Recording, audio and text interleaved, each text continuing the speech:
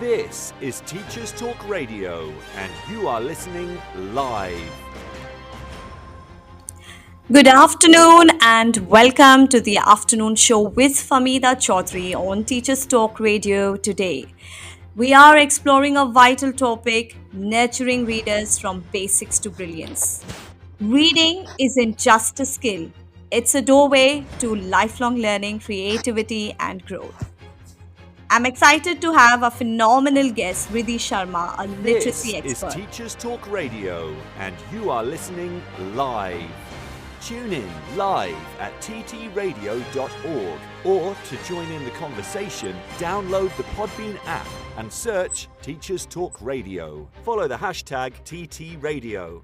Tune in, talk it out with Teachers Talk Radio. Good afternoon once again, and we are here on Teachers Talk Radio with our guest Riddhi Sharma, a literacy expert with years of experience in instructional Parent Guide leadership, are a national charity. curriculum design, and innovative teaching practices. Riddhi has worked across diverse educational environments, and today she's here to share her strategies, challenges, and stories about fostering strong reading skills in students from early years to middle school. As I always say, when we teach children to read, we are teaching them to explore, imagine, and succeed. Riddhi, let's begin with the fundamentals. Why do you think developing reading competencies is so important for shaping a student's academic and personal success? Firstly, Famida, thank you so much for having me on TTR today. It indeed is such an important topic for all of us as educators, let alone for us as teachers of English. So, reading competencies is something which is so crucial and it's so vital in shaping a student's academic and personal growth because whether we agree with it or not, it actually is a foundation for all the areas of learning and development.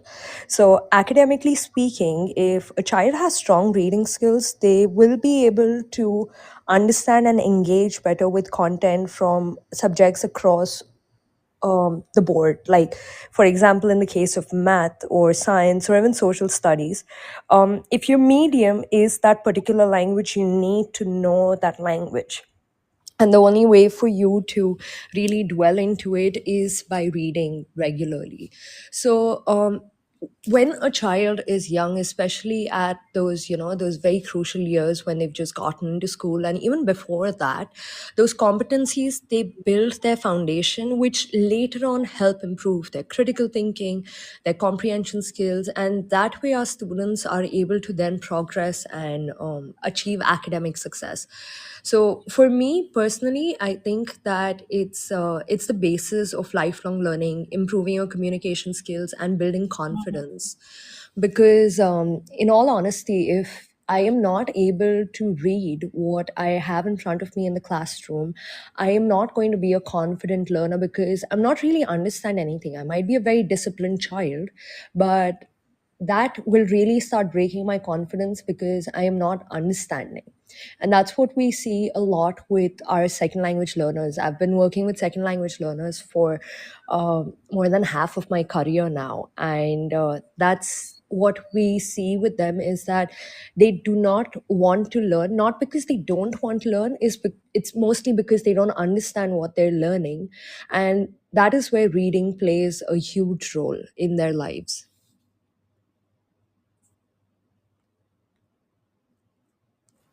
Absolutely, Vidhi.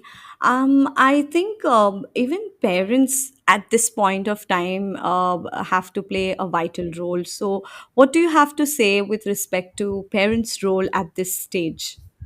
Oh, I mean, definitely, for us as educators, we need that synergy with parents.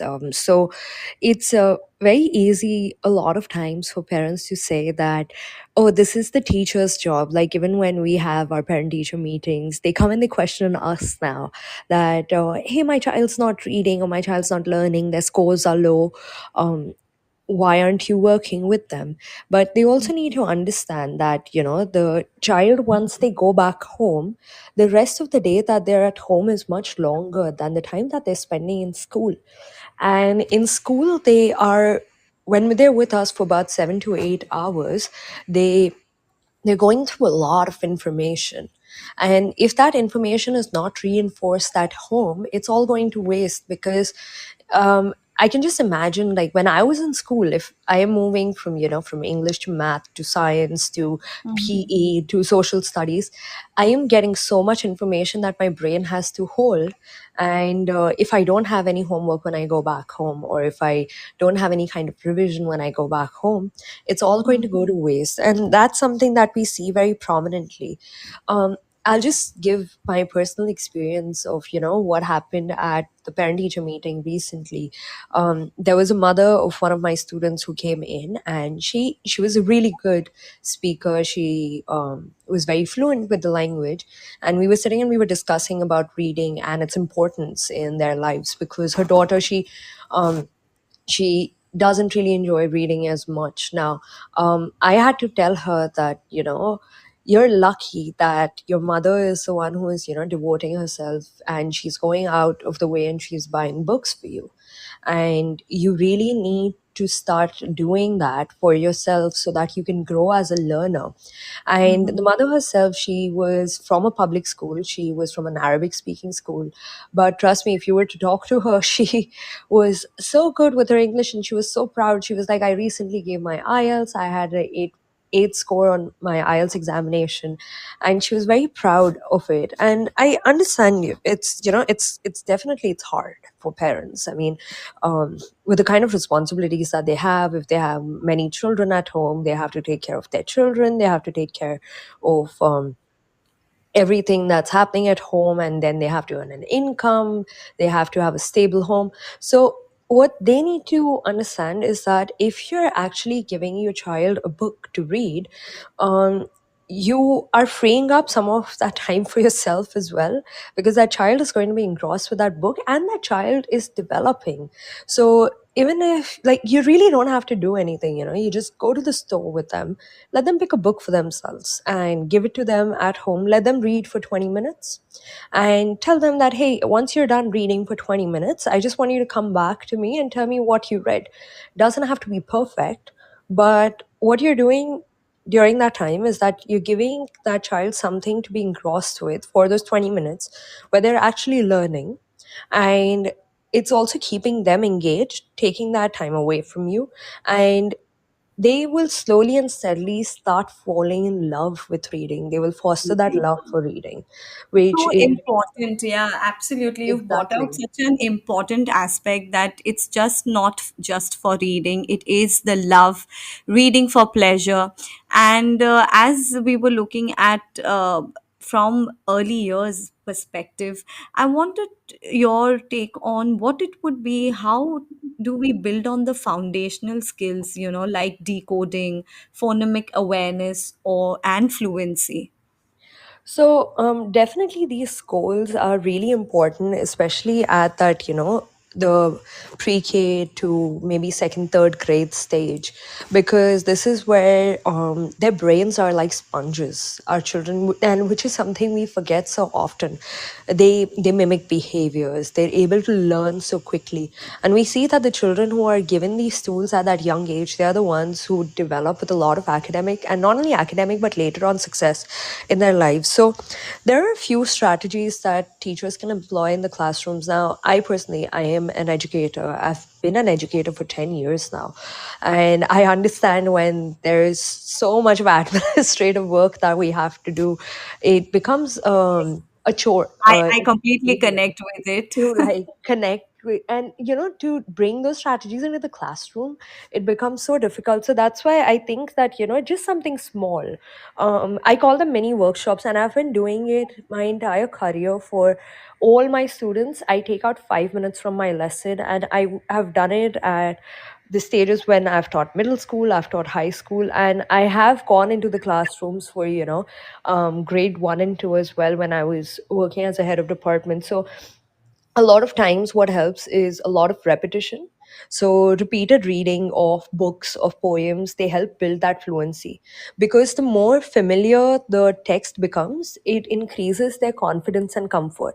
So say for example, if I am exposing the child to one word again and again, the child will start recognizing it, decoding it much better, and then become fluent with it. What's happening right now with our curriculum is that we are in such a rush to complete it, which I understand. That's not something that's the educator who's in class their fault. It's something that comes to us, but it's also about maybe trying to introduce those words regularly in the classroom. So you have sight words that are there for, leveled, they're level sight words that students have, and they need to become more aware of those words, and those words need to be used regularly. So what I learned when I moved to the UAE was there was this beautiful program my school used to do, which was a word wall. And on the word wall, we used to have the words for that week, which were across the three major disciplines of English, math, and science. And they were the most used words that had the highest frequencies in our lessons. And the teachers had to go back to that word wall and just reiterate those words to the students. Now, what was happening in the process is not just that while the students were in the classroom, they were being exposed to those words, but the fact that the words were there for the rest of the week, they would keep looking at them. It was a visual cue for them, and there were small pictures attached to it so they could relate to them, because there are learners who are just visual learners, there are kinesthetic learners. So there were small pictures attached to the words where they could remember. And when we would do our writing pieces at the end of the week, because usually the writing lessons would take place on a Thursday or Friday, we used to set a goal for the students, which was a very simple goal, that pick any 5 words across the three disciplines that you will use in your writing correctly. So the Very child good would motivation. exactly. So the child would then apply everything that they have learned, and that way they are building their vocabulary. So then I would see that, when those children, they're moving from one grade to the next, it would become like a bank in their head, like a vocab bank in their head. And they would start using it in conversation. So I've had sometimes, parents come up to me and tell me, like, my kid is using big words at home, which is like, it's not really a big word, but it's because of exposure, right? Uh, the more they're exposed to it, the more fluent they would become with it. So make use of sight words, use a lot of repetition. And when it comes to phonics, there are many programs that are available out there that make phonics fun. Phonics is something that can become very tedious and very boring for our children, especially the younger ones, because getting those sounds correctly, like if I have to give them the CH sound, the EN sound, and then its usage, and that kind of sometimes makes them, feel that, okay, I'm not getting it right. It starts breaking them. So making use of fun programs, having competitions in class when it comes to it, those things really help. So that then will make them understand how to decode. That will then make them fluent with the language. And As an educator, I think, we have to be so innovative and I creative to get completely agree. them Yes. learning these sounds and basically phonemic awareness. Absolutely. Vriddhi, I just want to, want you to throw some light on if, in case, these early interventions, of course, early interventions are often life changing. But in Right. your experience, what happens when these skills are delayed? And how can the teachers or educators address this effectively? See, and that is the harsh reality, right now, of what we are seeing with the way the education system is going. Um, I am currently, what I'm teaching is I'm teaching a bunch of second language students who don't have that fluency. It's very unfortunate when you see that a child has been through a system for years together and they still haven't built that fluency, and that happens. Sometimes we blame ourselves when a child doesn't get it right, and sometimes, we curse the system for it. But matter of the fact is that it exists, it's there. What do we do about it now? So best thing to do in that case is, firstly, I think as educators we need to learn some small strategies we can employ on a daily basis in our classroom, just to get our children reading and make them feel more confident. So what one would notice with a lot of ESL, which is second language learners, or EAL learners, is that they do not want to work because they can't. It's not that they don't have the drive in them, because that same child, you may see that if you give them maybe a scientific experiment to do, they would do a fabulous job with it. So there is want, like, they, if you give them the right strategy, they want to do it. Like, for example, now in my class I had this girl that I was teaching, and I was given that class, and she used to sleep in class. So I pull her out one day because multiple reasons. Sleeping could be for any reason, and it's also a red flag as an educator if a child is sleeping in your class. So Absolutely. I pulled her out of class, had a conversation with her, asked her that, hey, why are you sleeping in class? And she said, it's because I don't understand what you are saying. Because she's a second language learner, she's an Arab speaker. And I said, but you're understanding me right now. Like, we're having a conversation. I'm speaking to you in English. So it's not that you don't understand me. What's the main issue? And she said, Miss, I can't read anything that's on the board. And that makes me not want to be a part of your lesson, because a lot of the teaching that we do is either you're listening or you are reading in class. You're reading off the board, you're reading off the worksheets, you're reading off the notebook work, you're reading essentially the entire lesson. So I was like, okay.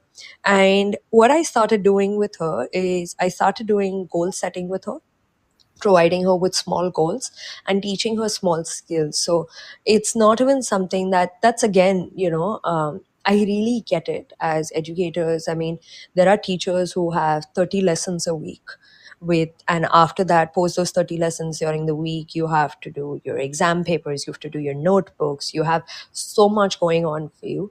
But trust me, all you need is 10 minutes. I understand it can be really hard, and sometimes it's like, why is this my responsibility? The child went through the system for all these years, the previous teacher should have done it, the next teacher will do it. But maybe, take that responsibility for that child for those 10 minutes. And in those 10 minutes, all I taught her was how to decode words. That's all I did. 10 minutes. Every time I had a free lesson, I would pull her out of whichever class she was in. I would pull her out and I would just teach her how to decode, and I would be like, okay, fine, you're on your way. And she didn't even realize what's happening to her brain. But we were doing metaphors and personification about a week or 2 weeks ago. And she very gingerly, she raised her hand up in class, and I was so excited to see her hand go up. And Yes. it was the learning objective, and it was the learning objective, the success criteria, and the first success criteria was to identify metaphors and similes in sentences. And now similes, a lot of these kids, they would read it as smileys, but because it happens, I understand, I've been there too. Yes. But when she read it, I could see her brain work. Like, I was watching her the entire time while she was reading. I was reading these big words because for her, anything above a four-letter word was a big word.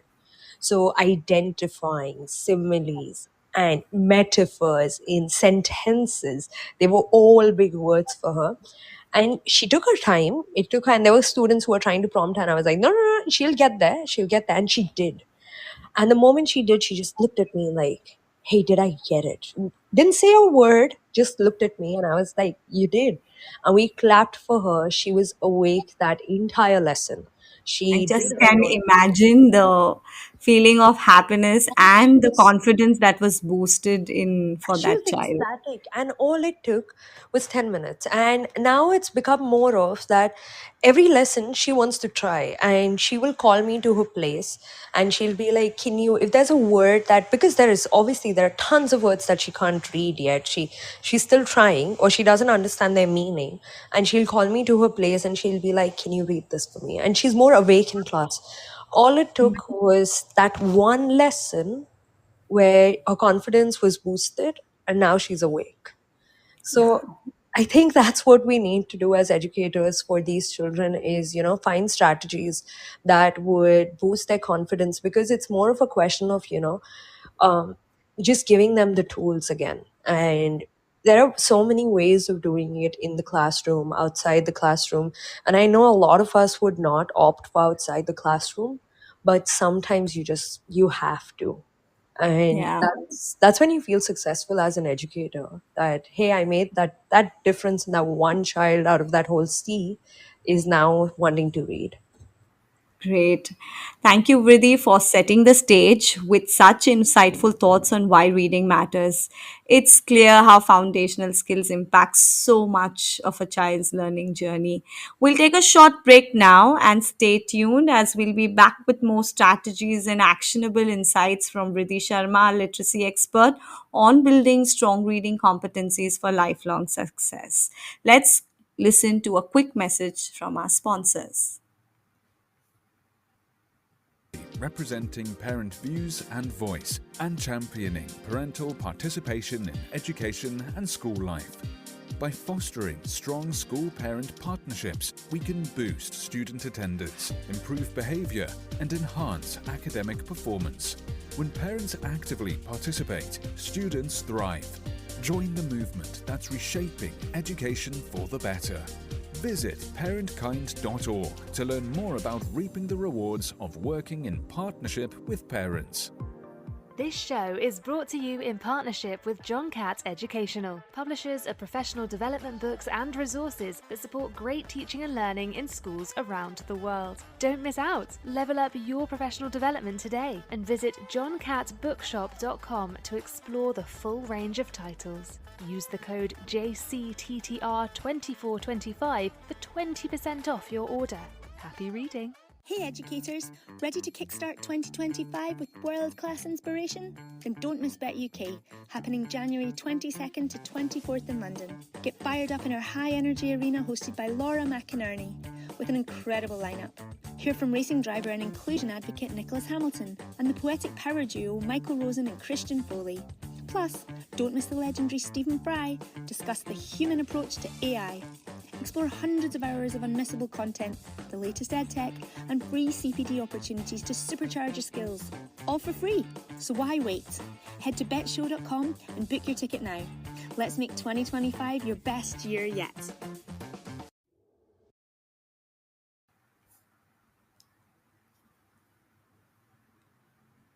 Welcome back to the afternoon show with Famida Choudhary on Teachers Talk Radio. For those just tuning in, we are discussing nurturing readers from basics to brilliance with Riddhi Sharma, a literacy leader whose expertise is helping transform classrooms across the UAE and beyond. If you're listening live, we'd love to hear from you. Drop your questions or comments in the chat and we'll address them during the Q&A session later in the show. So, Riddhi, going further with our discussion, now let's get into the key building blocks of reading. Riddhi, can you walk us through the essential components educators should focus on, specifically from decoding to comprehension? Sure. So, decoding comprehension, right? The most basic aspects that we have when it comes to reading.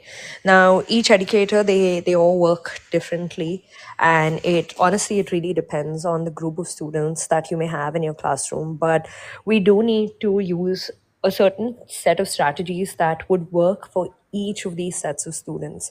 So these would work for you from anywhere from, kindergarten, grade 1, 2, because I have tried them personally and they have worked right through till grade 10, 11 even. So the first thing would be guided reading. It's such an important one, and it's such an easy one as well, because it's when the rest of your class is involved in doing a particular task and you have a small focus group. So what it does is it helps you work with a small group of students that you know what their reading level is. You band them together and you provide targeted instruction to the children in that group. Now what this does is it allows the children to tackle the texts that are challenging to them, but they're yet able to manage them with your help, and it helps them further grow with fluency and with comprehension skills. Because a lot of times our students, they get lost in that sea of, being in that sea of 25, 26 other learners, and they kind of switch off. Like, you can just visibly see that, hey, this student has just switched off. With guided reading, what helps is the fact that you have them at one table in your classroom, or more like a station. I like calling them stations because students enjoy it more that way.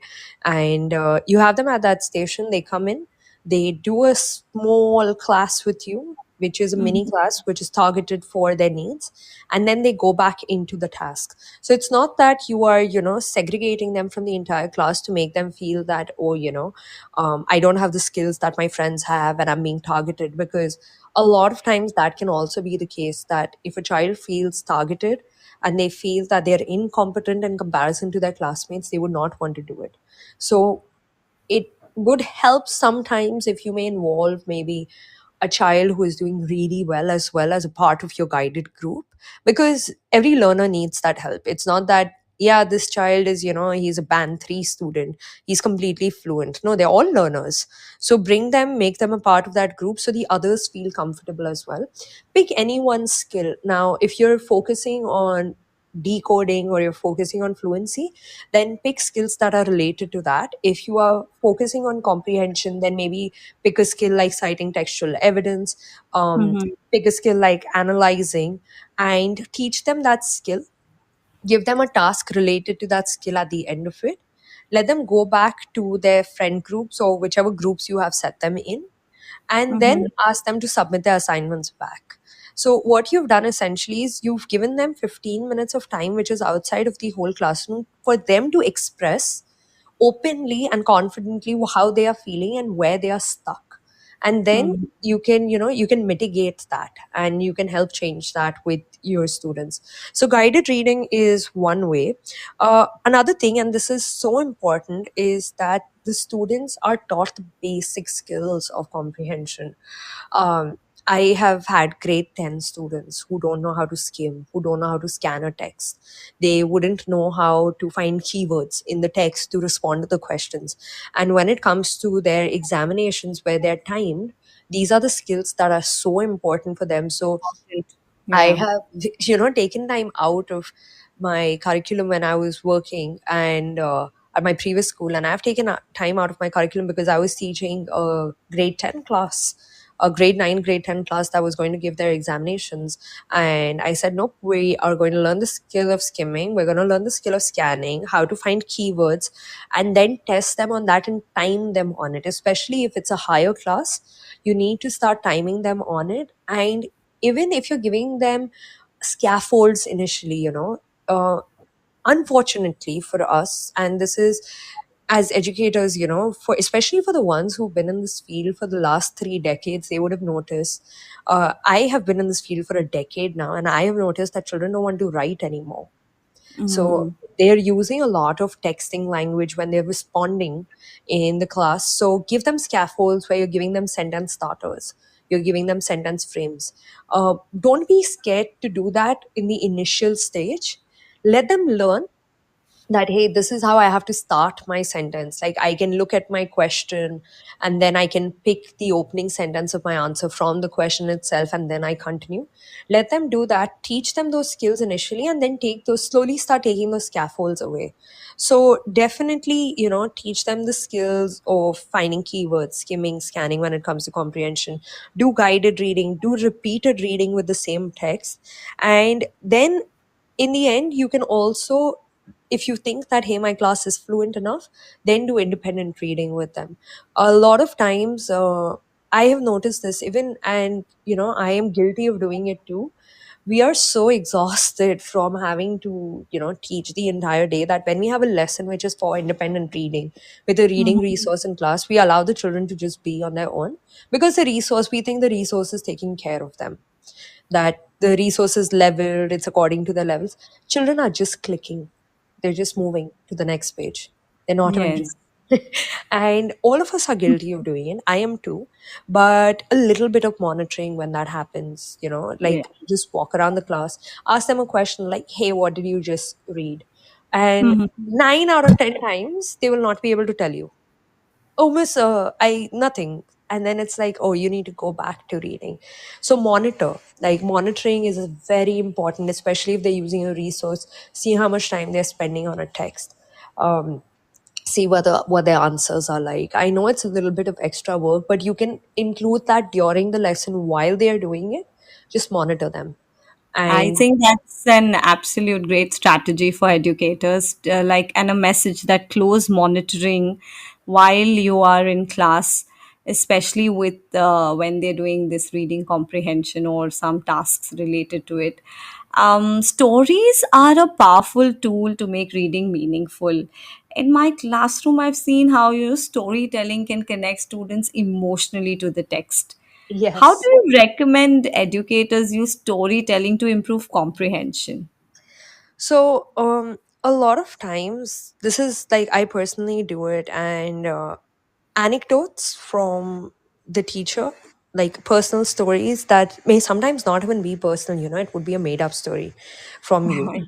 Yes, that that same. really helps. Yeah. So, um, what I do is, so I was teaching this poem recently. It's called I'm Offering This Poem. And it's a poem written by a mother to her child. And because she cannot offer anything, so she's basically offering this poem to her child. It had a lot of symbolism in it. So there was a lot of metaphors being used, and they were learning metaphors simultaneously in grammar. So what I did is, before I even exposed them to the poem, I started talking to them about my own mom. And I told them about, and for me, well, it was a true story, but I told them about a time when our family was going through hardships and how my parents helped recover from that time. It was it was a beautiful moment at that time because I was telling them about my parents, and Mhm. a lot of them, they connected in different ways to it.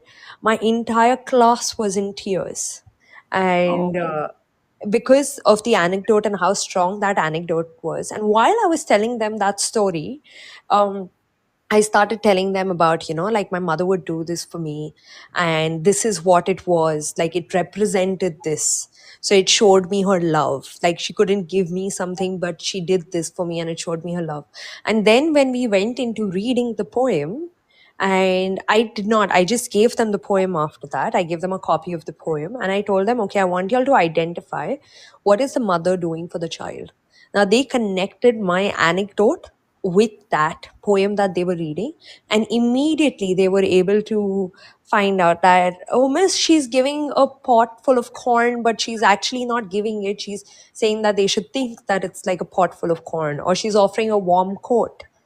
And because the way it's about storytelling is such a skill that, as an educator of, especially a teacher of English, that you need to have, if you bring in the drama into it, and if you're able to do it where you connect with their heartstrings, they will really be able to connect it with the comprehension text that you have. So if you are even teaching, like if there's a story that's about the environment, so the impact it can have on the environment, I have used videos by different environmentalists in my class of them telling a story because I didn't have a personal one.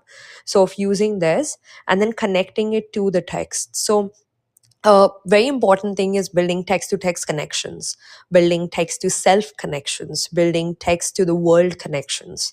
And it's also, one of the skills that they need to develop for themselves is building those connections. And once they make connections with the outside world, their reading comprehension will automatically, the way they comprehend the text that is in front of them will change. Because if there is no connection, like if I'm reading a book, the reason why we pick a book that we want to read is because somewhere it connects to some part of our life.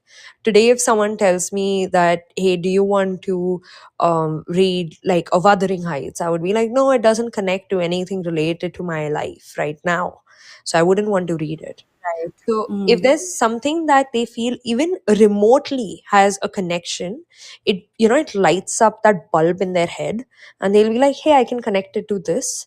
And then their comprehension of that text automatically improves because there's interest. And that interest plays a huge role in how they react to it and then respond. Amazing. I think Riddhi, this discussion is going on really great. I'm sure educators who have joined us live are getting so many takeaways.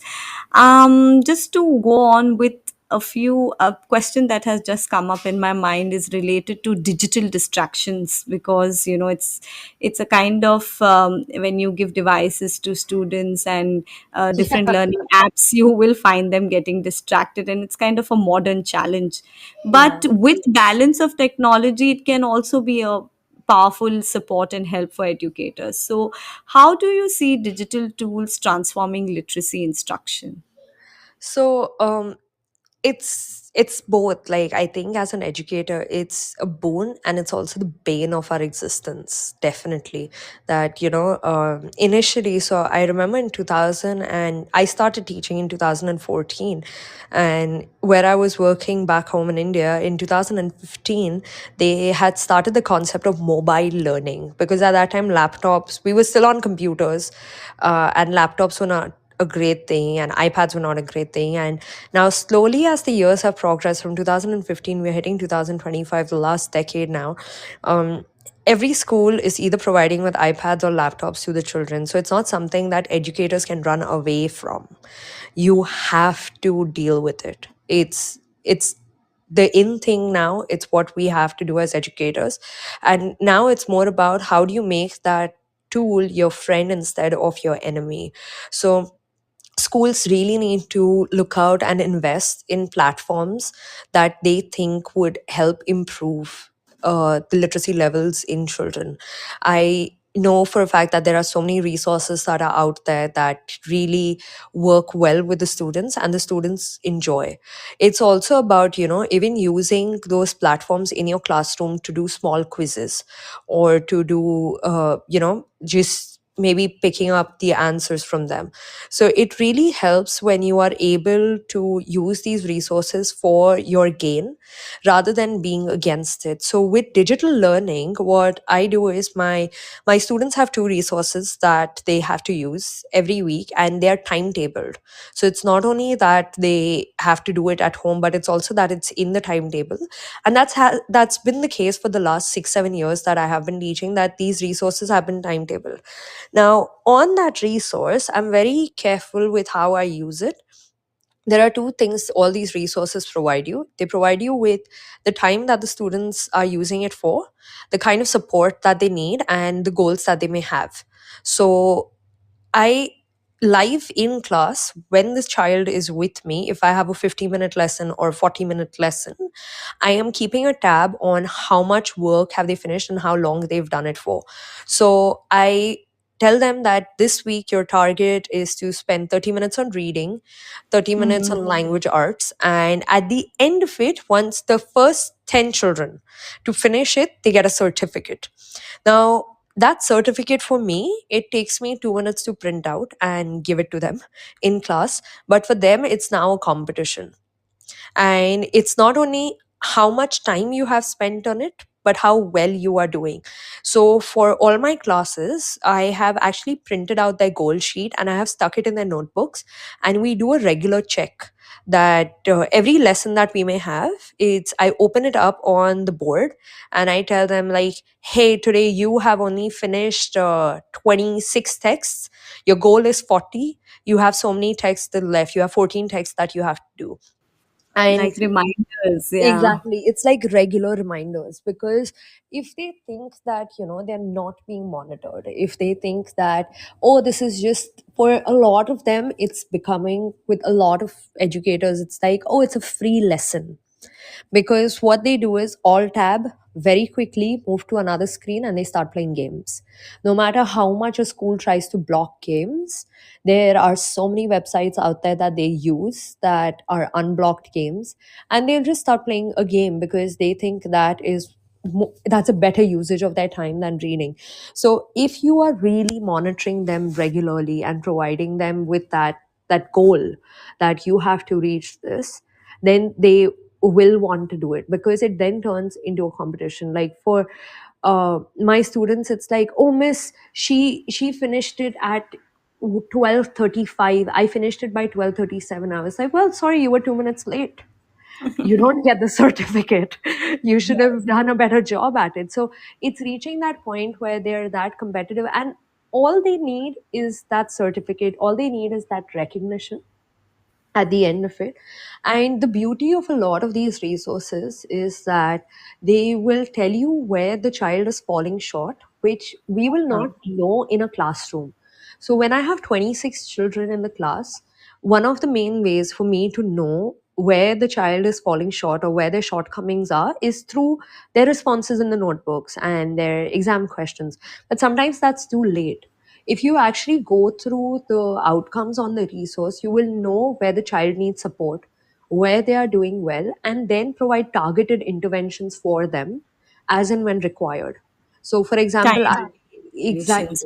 Yeah. Yeah. So I will know that, hey, she's not doing so well over here right now. He's not doing so well here right now. Let me just give them a worksheet, or let me do a small 10-minute talk with them about, this is what the skill is. Because sometimes it just takes 10 minutes, send them back into it and see how they've improved. And then it's a cycle. So once you've developed this in your class, and it becomes like a habit for them, that and they know that you're serious, like they all know Miss V is very serious about this.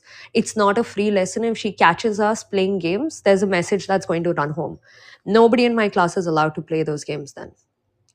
So they need to know that seriousness The is there from your side. consistency as well to be maintained. Yes. Exactly.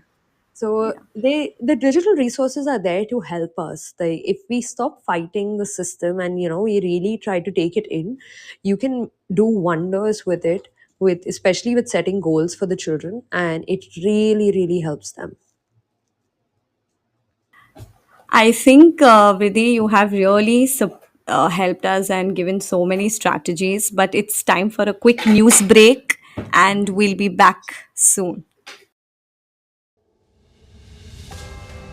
This is Teachers Talk Radio, and this is Teachers Talk Radio News.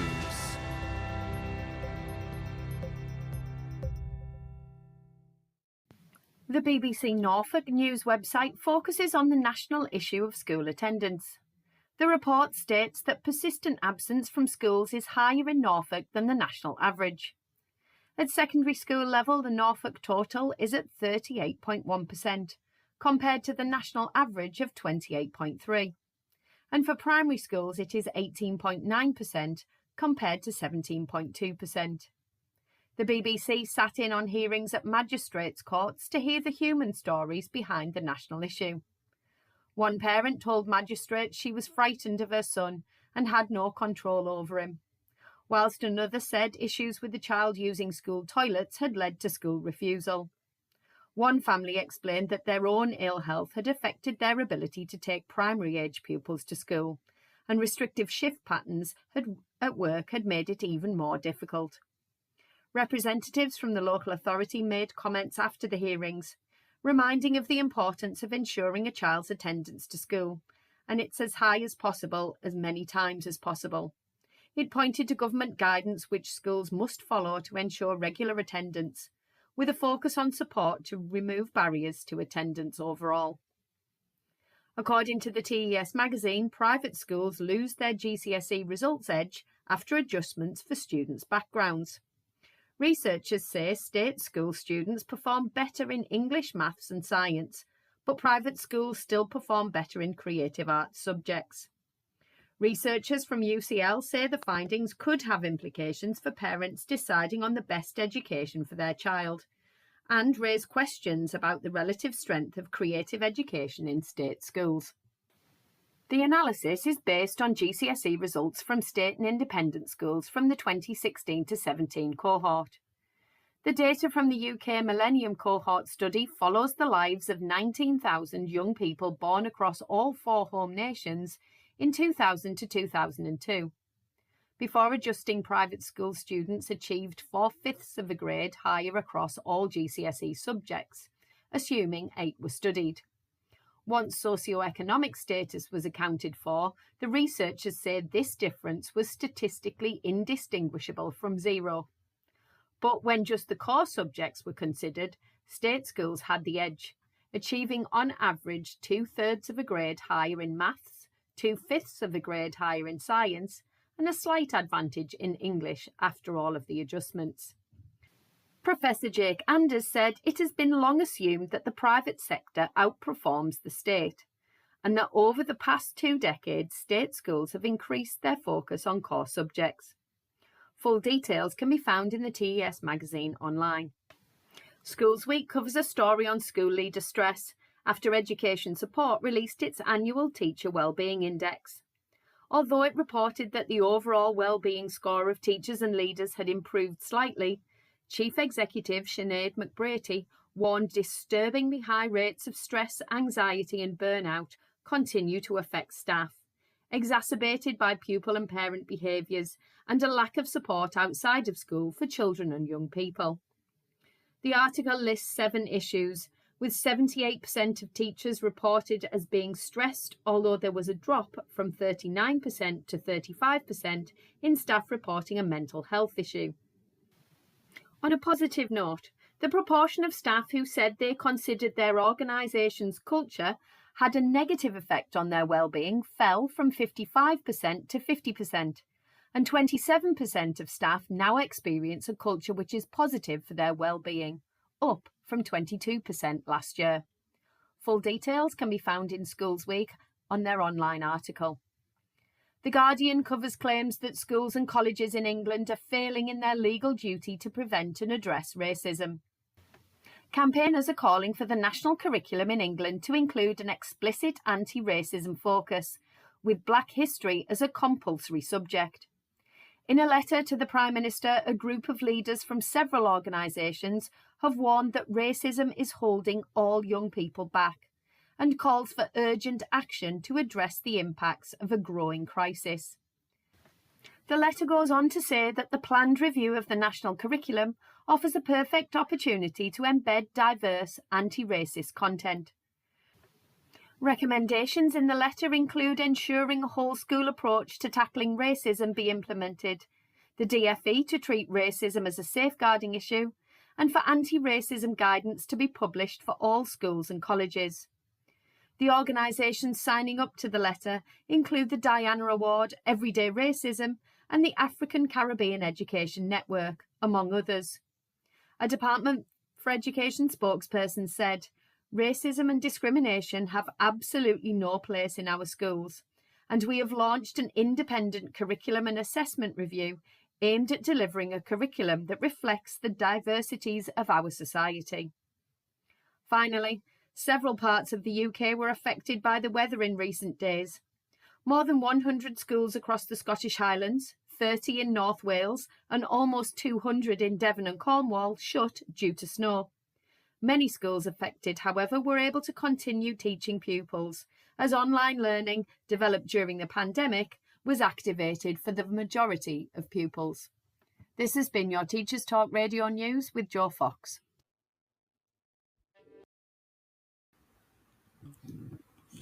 Welcome back to the afternoon show with Famida Choudhary on Teachers Talk Radio. For those who've just tuned in, we are discussing nurturing readers from basics to brilliance with Vriddhi Sharma, a literacy expert whose expertise is helping transform classrooms across UAE and beyond. If you're listening live, we'd love to hear from you. Drop your questions or comments in the chat and we'll address them during the Q&A session later in the show. Moving ahead, Vriddhi, I wanted you to connect the 21st century skills, how we could build them indirectly when we are dealing with developing the reading competencies. So, this is something that, I think it hit us as educators in the UAE a few years ago. I remember putting that rubric of the 21st century skills in my students' notebooks and telling them, like, we have to do all of these things. But it's not really rocket science, to be honest. It's quite simple. So we're looking at, developing a lot of collaboration lessons, developing critical thinking amongst our students, developing independent learning. And there are a few strategies that you can use that really help with this. So, one strategy that I used in my class, which worked very well for me, was the carousel strategy.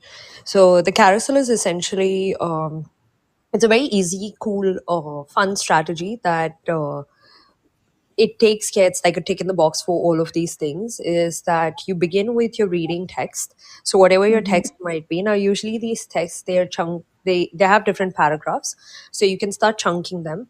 And you take one chunk and you give it to each group of your students. Now the group of students could be your band 1, 2, 3 students, or they could be your mixed ability groups. However you have placed them in your classroom, you provide them with one chunk of the text. And they discuss it amongst themselves and they come up with questions that they would want to ask related to the text. And one member of the group is appointed as someone who's going to explain in its entirety the text to another set. So, say for example, if table A, there's one member from table A that will go to B to explain what table A has. B will go to C, C will go to D, and so on and so forth, till everybody has, gone through the entire text. So they start moving around the class then, kind of like a carousel. So one student starts moving around the class from each table, going to each table and explaining their part of the text. After that is done, they come together for a discussion. Now, this is where it gets interesting because if, say, for example, the student who's from table A has not done a good job with explaining, the others would not be able to respond well. And that is where you can then start developing their skills of explaining a text or reiterating and telling, retelling, storytelling. When it's retelling, you start developing those skills as well. So you then ask them to pose questions to each other. You can use the snowball strategy for this. I have a ball in my class that it's a small squishy ball that they can throw to each other and they ask each other questions. Now, for the questions, it's very important that my students build their questions in a certain manner. So, Bloom's taxonomy, something we all know as educators. It's in my classroom. The owl chart of Bloom's taxonomy has been put up. It's such a beautiful resource that has been built, and it's literally like our Bible when it comes to it. So, um, always have high expectations for your children. Give them the question stems that are for analyzing, evaluating, and creating, and ask them to build the questions based on those question stems. So once you reach the second half of the lesson, ask them to pose questions using those question stems. So now what we've done is we've already done collaborative, we've already done critical thinking. That's already come through very beautifully in the lesson. After this, when you finish with all of that, they can then go into their independent task and they can start working on it. So this is just one strategy for students to just showcase it. Then you also have communication that has come through with them. There is someone who is taking initiative to read the text in the so if you break it down to the groups, there is someone who is taking initiative to read the text. There is someone who is being a leader and assigning roles in the class, like you're going to ask the questions, you're going to go and explain. And they're also developing their social skills. So just by doing something like a carousel, it it brings in all the 21st century skills in 15 minutes in your lesson.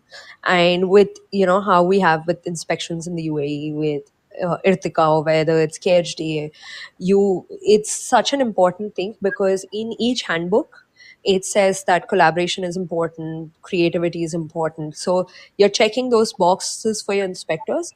Your students are developing their skills, and you, as a teacher, you feel satisfied because you are seeing a lot of independent work happening in the class.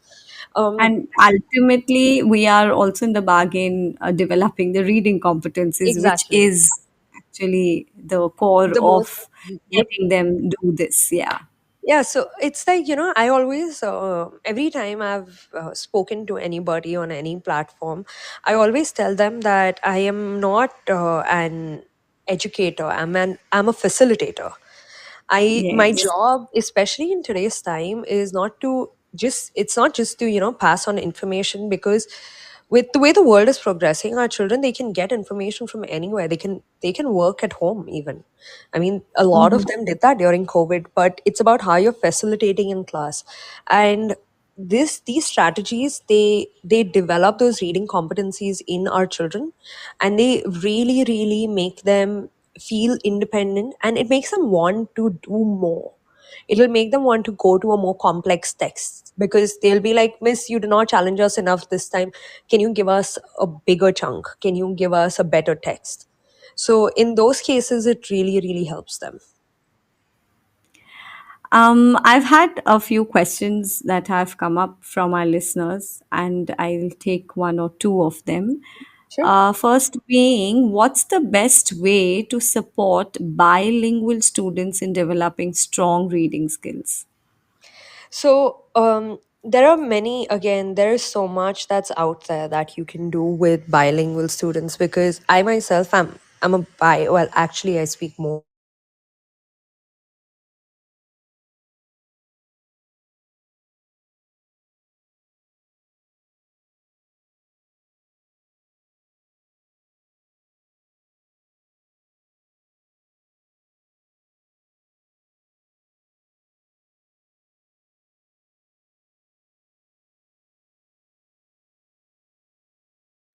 challenge. They're like, no, no, no. If you translate, then they're not learning English.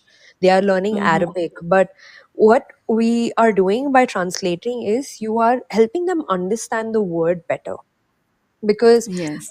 I may give them a word in English, like I may tell them synergy, for example, and I may try to explain it to them as much as possible. But what will happen is they may understand it for that minute. But if they have not been able to connect it to something that they already know, if they've not built that, text to self connection, then they're going to forget that word. So by allowing them, I'm not saying give them a translator in class, let them Google Translate everything and use that. No, use your high frequency words, That might translate make those. them dependable to Google Translate Exactly. completely. So just Mm. do high frequency words that you think that, they appear the most. Translate those words for them, and that really helps them. So that is one way in which they build a connection.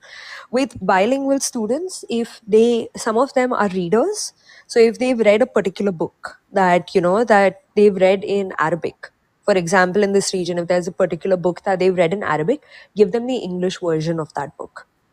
Ask them. So what is happening is they already know the story. They, Yeah. so it's not that their focus is the story now, is comprehension is not the focus.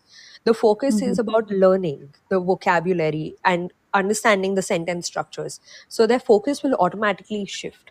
So instead of focusing on that, hey, what happened with this character, and Mhm. that's what usually, when I give a book to a child who is a bilingual learner, and it's a brand new book that they've never come across before, they, after the second page, they'll stop reading because they don't have the capacity in them. So but if they've Correct. already read it and they know the story, then they can very well go through it Connect to it. and Yeah. connect to it. So it's all about, how you can bridge the two languages that they know and make them work for each other. So that really helps with a bilingual speaker. Like, and those are things that when I was trying to learn French, they even personally they worked for me. Where I have read Harry Potter in English and I have read Harry Potter in French, Oh, and wow. So it really, because I already knew the story, and then Yes. when I started reading it, I noticed that okay, in my French class, these were the words that my teacher would use a lot, and Mm-hmm. then I would try understanding the meaning behind it.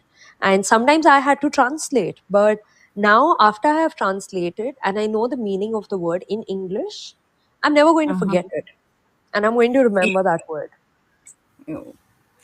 That's like a practical application of strategy, because you yourself as an educator has experienced it. So a great Riddhi to get that strategy for our educators. The next question is, how do you motivate older students who've never enjoyed reading? Yeah, that's a very difficult one, especially if you're talking about teenagers.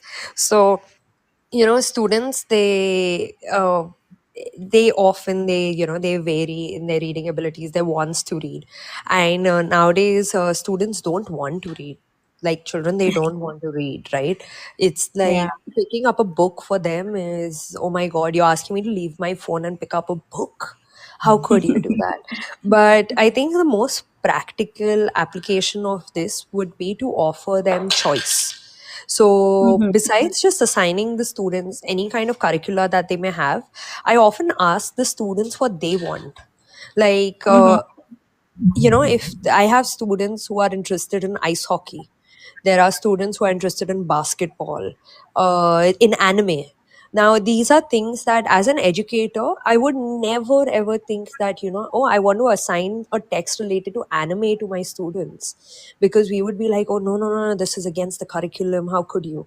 But trust me, the moment I assign them that reading piece that they have chosen, which is a little beyond the curriculum, it helps them connect, and then they are able to, they want to read it then, so they're able to respond, they actually put in an effort.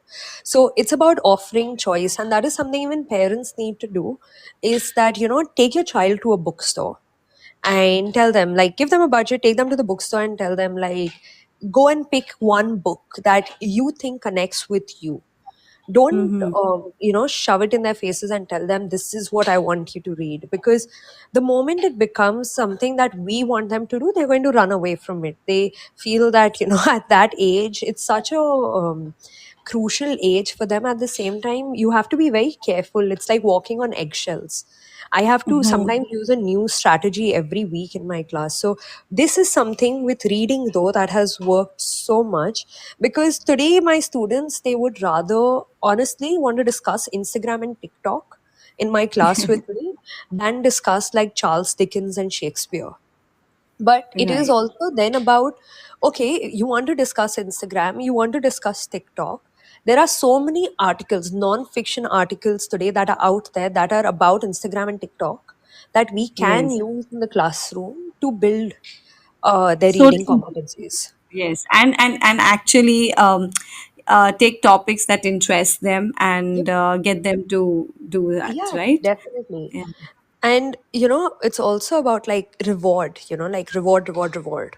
Always reward your Mm-hmm. students. Create a rewarding system in your classroom that celebrates their reading achievements. Because if we do not display their progress, they're not going to feel motivated. So have a chart in your class. Get a student to make the chart, even you don't have to do it. Get a student to make the chart, have a reward system, get certificates for them. And always remember, though, I am very particular about them. I tell them there are no consolation prizes. Consolation means I'm trying to console you. It comes from the word Yes. console. So there are no consolation prizes. Absolutely. You meet my expectations, you will get your reward. Aim So higher. have high Yes. expectations. Exactly. Have high expectations. It can be a second language learner, it could be a, you know, EAL learner, any learner. If you have high expectations and they know you mean it, they will want to go for it, and their reading will automatically, like, give it one term. You will see the growth in the children. And it's so beautiful to watch then. Today's discussion has been an inspiring journey, Vriddhi, I must say, through the art and science of building strong readers, from foundational skills to technology's role in modern classrooms. We've in fact explored practical tools and strategies that educators can use to create a generation of lifelong readers. I feel so blessed to be a part of this conversation. Riddhi, lastly, before we end, to share one powerful tip or insight for educators who are working on literacy development. Um, I honestly would just go back to everything. Like I said, it's not rocket science, you know. Do what works best for your children and don't give up. Like really don't give up. Sometimes we feel so tired as educators, you know, you come back because you don't feel successful in that classroom. Try again tomorrow. It's okay, it's fine. You don't have to be the best every day. We fail, it's okay, try something new tomorrow. It can be that guided reading is not working in your classroom, use close reading. That's not working, use independent. That's not working, use collaborative, use rewards. See what works best for you and just keep at it. Just don't give up, keep going, and you'll get there. All of us are literally in the same boat. Ultimately Yes, we'll all get there. And as long as absolutely. you're looking for the best, you know, for the child that is sitting in front of you and trying to just help them, you make a difference with one kid. Even if it's one kid in a week, you're going to feel satisfied. So just do that. Don't be too harsh on yourself and take care of your mental health. They'll improve. Absolutely. And I would just leave the show with something, just a one liner: believe in yourself, believe in your students, and make the magic happen. So, thank you, Riddhi. It was Thank you so much, amazing to have Famida. you on our show. Thank you. It was great being here too. Yeah. You've been listening to Teachers Talk Radio. Tune in live and listen back at ttradio.org. We look forward to hearing from you next time on Teachers Talk Radio.